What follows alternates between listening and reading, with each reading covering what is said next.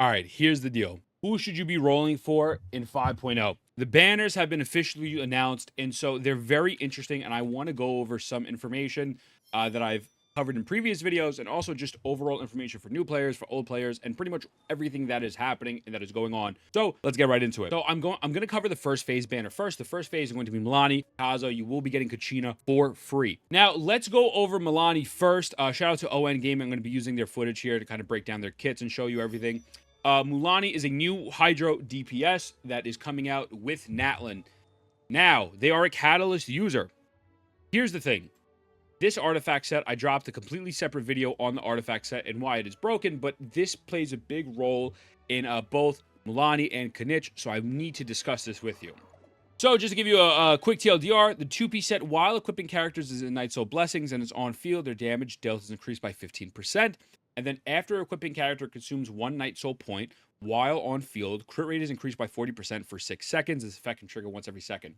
The reason why this is so big is because all Natlin characters, similar to how, Fontaine has the Bond of Life, in this, the Genshin Impact, these new Natlin characters are going to have this Night Soul Blessing. I said blessing.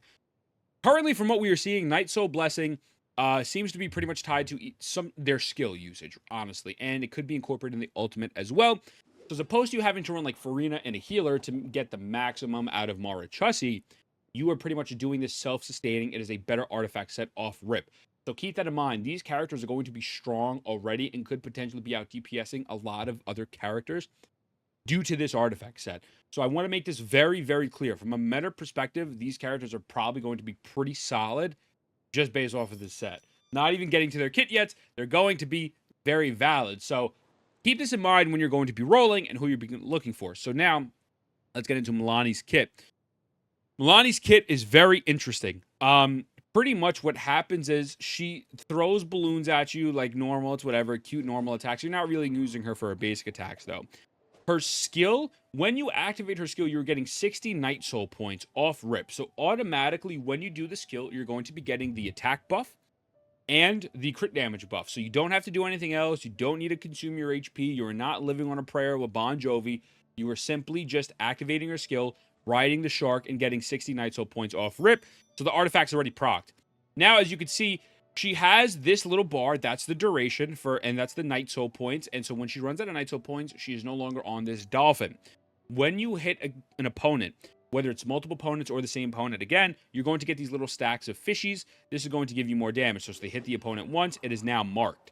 Hit the opponent again, hit the opponent again. You could hit them up to 3 times, obviously. I think they said it's a 0.97 second cooldown, and you're able to get it. When you have 3 stacks, you do this, and bam, it is big PP damage numbers.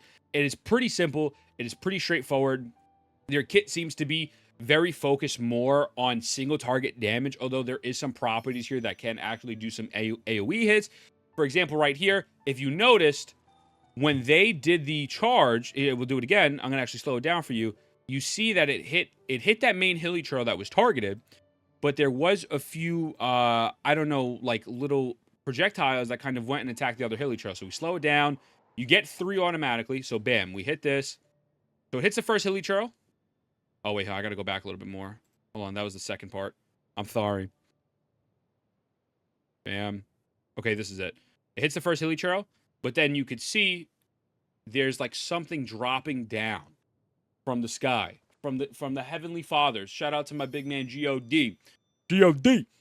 It hits the enemies as well, and I assume it does some sort of main Night Soul damage as well. That I can't confirm. This is now going to be just a basic breakdown, right? But she seems to be very, very, very single target heavy, and she does have some AoE, but it doesn't seem to be the biggest thing in the world. Her ease of use is pretty much there. When you're on this, you have a certain level of interruption resistance. We don't know the exact numbers yet. This is no leaks video. I haven't looked at any of the leaks. Excuse me, I had a cough. We don't know the numbers yet. How much are going to be interrupted? Will a Zhongli shield work on this? I don't know. We don't know yet. I have to assume that it's going to be a level of interruption resistance to the point where you'll still take damage, but if I wanted to go into the abyss and shark around onto the big Makukenkis or whatever, I will not get knocked off the shark. So again, her main gameplay loop is elemental skill, activate night points. You are then getting the artifact buff already off rip. Run into an enemy 3 times, skill again, bam, big PP damage numbers.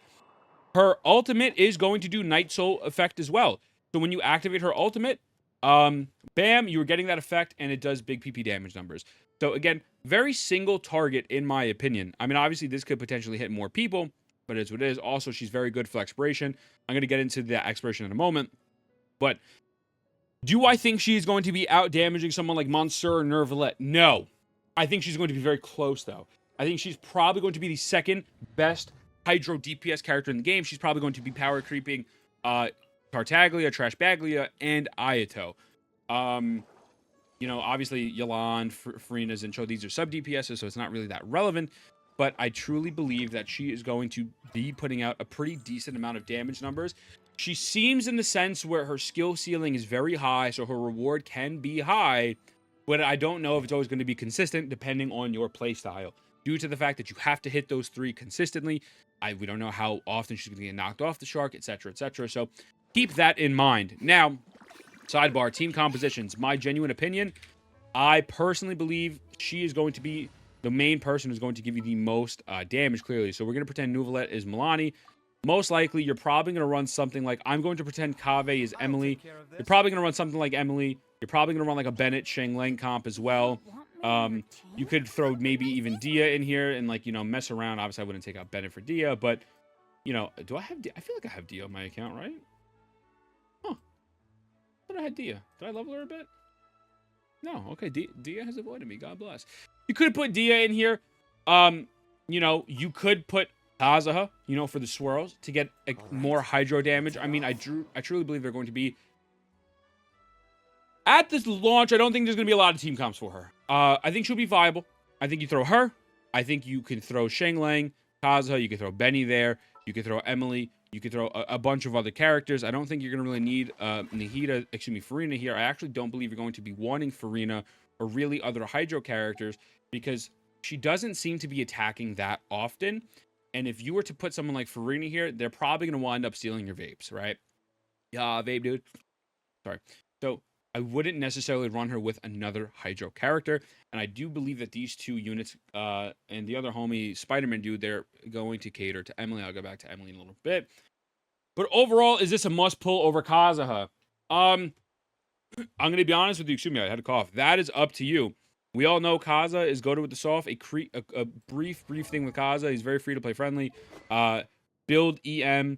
His VV set is still amazing as of right now. It gives you bonus animo damage, and increased damage by the swirl for 60%, decrease opponent's elemental resistance to the element infused.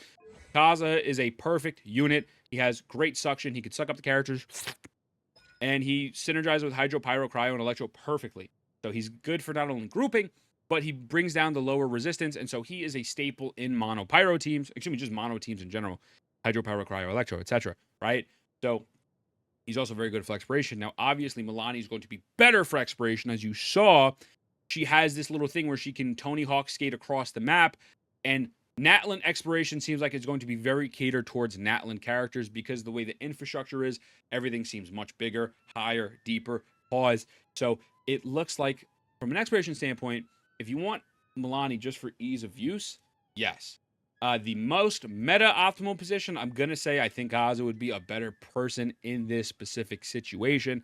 I don't think Mualani is going to have the best teams day one, but I do think she will still be solid. I also believe if you have Neuvillette already, I do not believe it is worth it. I do not think she's going to out-DPS Neuvillette. I just don't see it happening, truthfully. I could be wrong. I don't see it.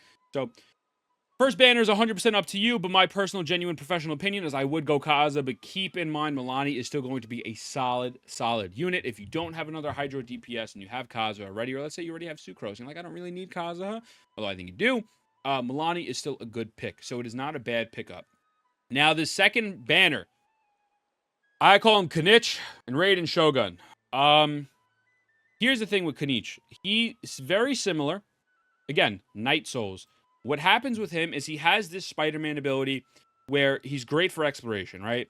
So then enter Night Soul's blessing with I'm going to just mute that. Cool. So he Spider-Man's around the map, very top tier. When you don't connect to someone with the skill, it has a 60% less cooldown rate. So that way you can Spider-Man as much as possible. When you hit someone with the Spider-Man, you are going to activate Night Soul Blessing. So off rip, you're going to be getting the Night Soul Blessing And the artifact set is already activated. It is already activated off rip. You don't need anything else.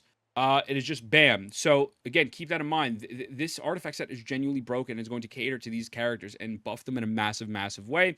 Sidebar, I don't think there will be any other best in slot for Mualani as well. I think this is the only going to be the good artifact set on her. If you run anything else like a double Hydra or whatever, probably going to be bad. Same thing for this homie, but let's continue.